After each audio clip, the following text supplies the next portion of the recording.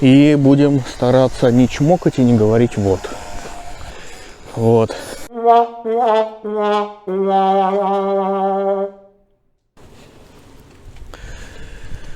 Так, пошли гулять. Ключи мы взяли. Сейчас надо проверить. Отлично. Вот это фокус. Ключики взяли. Дверки закрыли.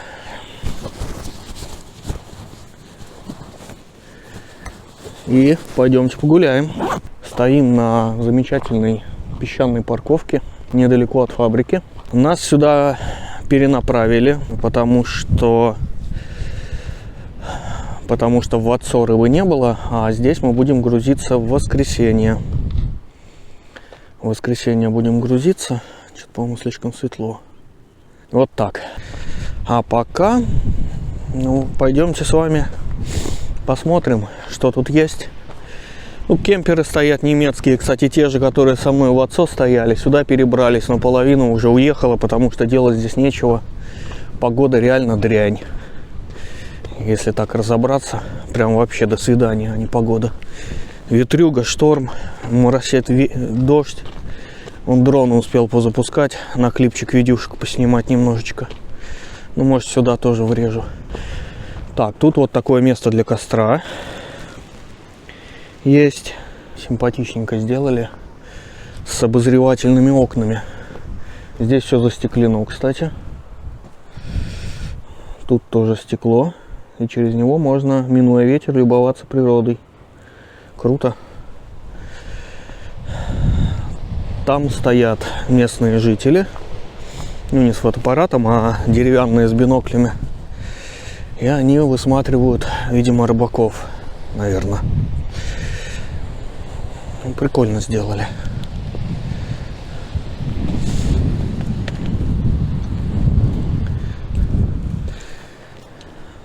Такие вот ребята местные. Вот. Природу снимают.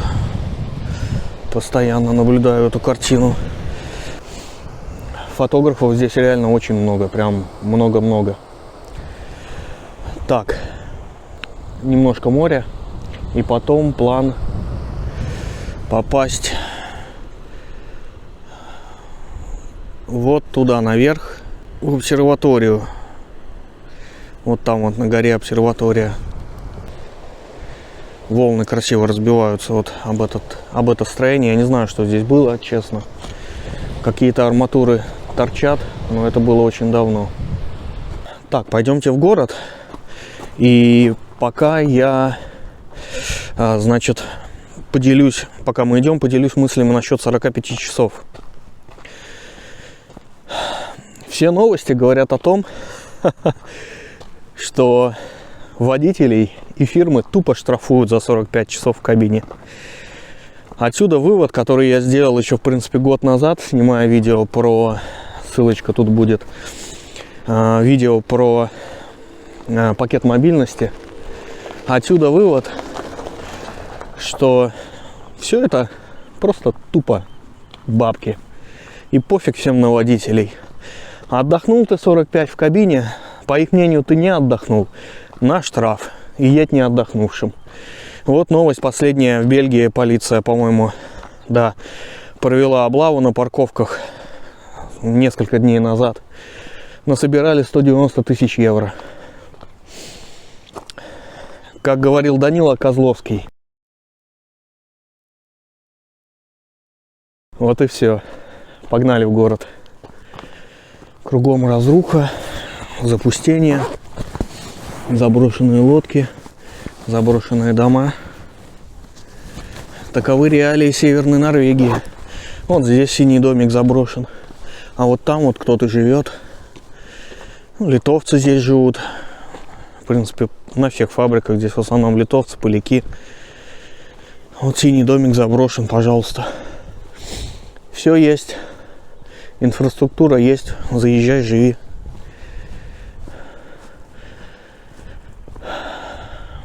Ну, а это запустение. Вообще городочек такой, очень классический. Норвежская деревушка. 2 магазина, 3 рыбных фабрики, если я не ошибаюсь. Вот на той мы, где синяя, мы завтра грузиться будем. Сегодня утром там ходил в душ, помылся, привел себя в порядок, как видите, наконец-таки, спустя 2 дня.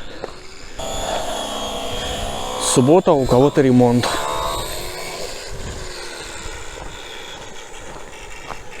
А еще я хочу дрона позапускать вот в том заходе в бухту.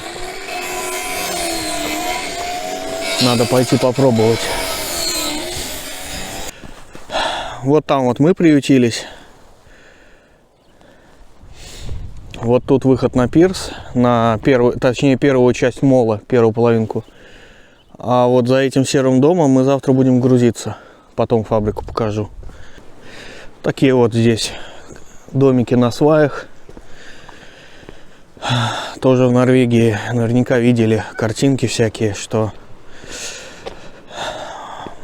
выносят строения даже промышленного значения на деревянные сваи.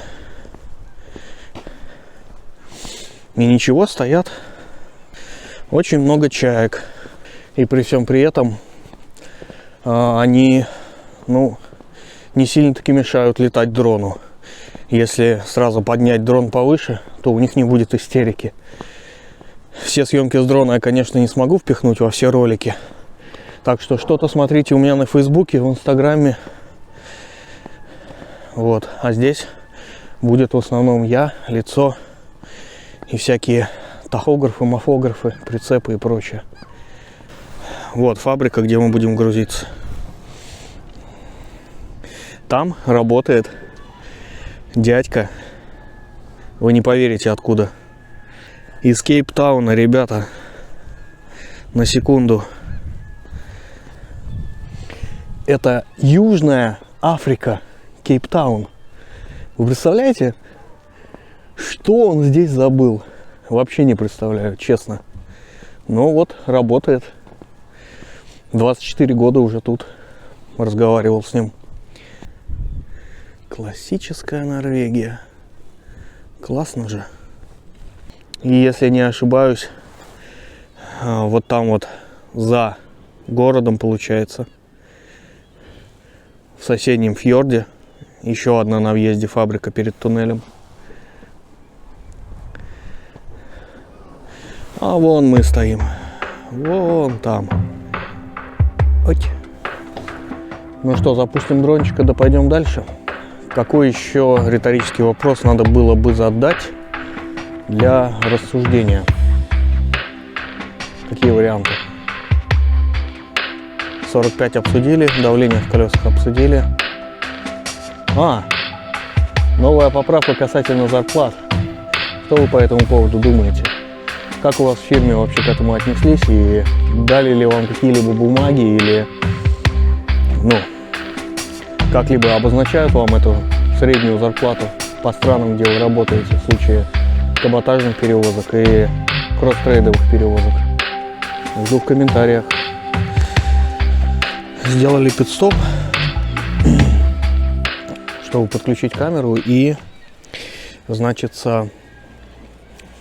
показать быт рыболовецкого вот этого вот города.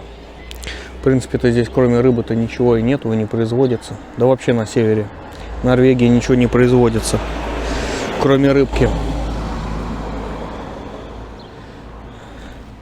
Так, надо одной рукой застегнуть этот рюкзак.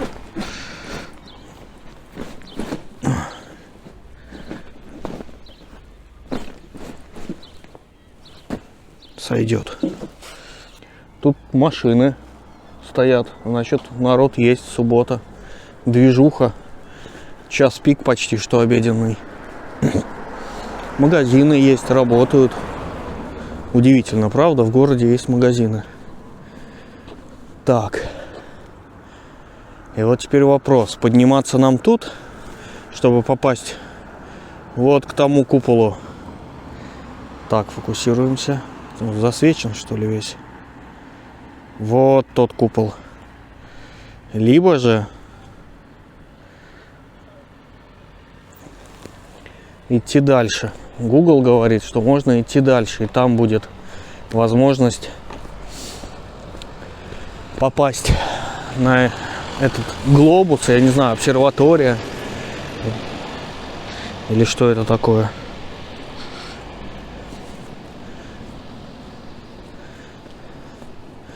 Но магазины работают через одного. Есть даже одежда. Ёлки-палки, офигеть. Мегаполис.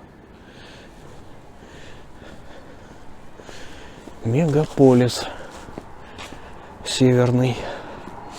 Ну, Вардо, скажем так, не самый маленький еще город, в котором мы бывали. Сувениры. Дорогущий магазин. Ач, не упасть бы. Прям очень дорогой. Сувениры здесь всегда стоят больших денег. Вот мы на самом деле в центре города, по большому счету.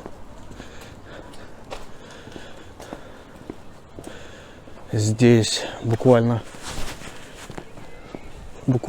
пару метров, десятков, и главная центральная церковь. Обычно главное центральное здание — это церкви в таких городках. Смотрим.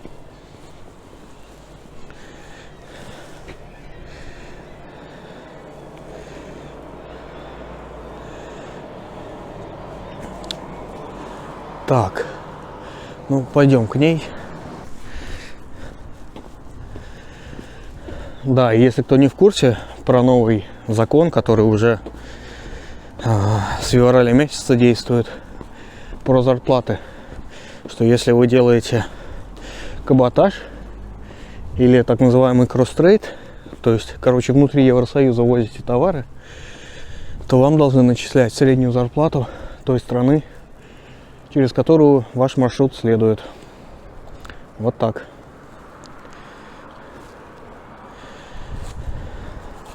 Так, Google Help.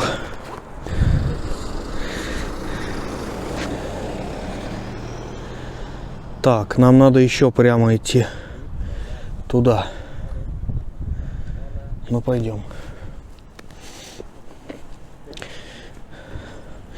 И получается, раз, два, через 2 улицы нам надо будет свернуть налево. Логично? Логично.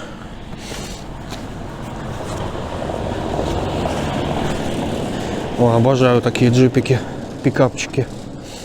Arctic Trucks.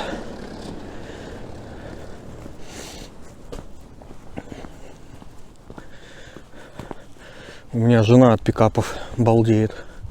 Правда, на самом деле бессмысленная машина. Ну, как бы в моей ситуации так точно. С 3 детьми, о чем вы вообще? Hello. Все здороваются, как будто ты свой. Приятно. Школа. Посмотрите, какая деревушка и какая школа. Новая, отделанная, с нормальной площадкой, с нормальной столовой, с блоком детского садика, который сразу же здесь, рядом.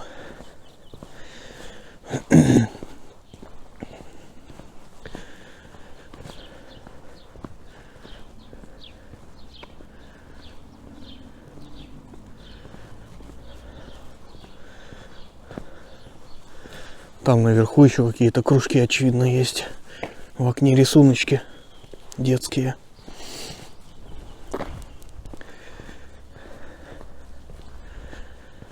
Ну, еще прелесть такого города, что можно просто идти по дороге и тебя никто не собьет, неся 100 км в час в черте города. Да-да. Hello!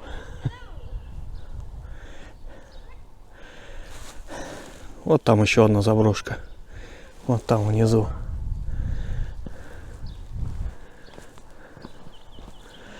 Так, это была раз. Это 2-я улица перекрестная. Получается, на следующей нам надо наверх. Google.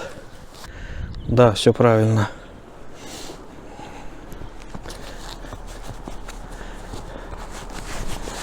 Ну, а это местное гетто. Очевидно.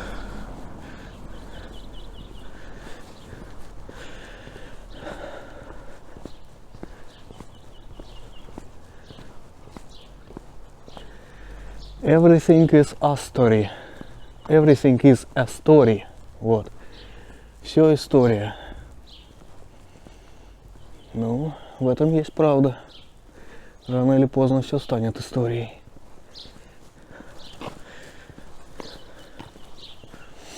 Так, ну, значит, согласно Гуглу, нам сюда.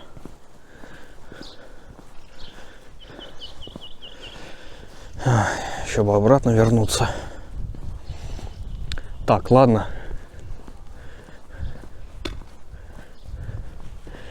Включусь, когда доберусь до верха.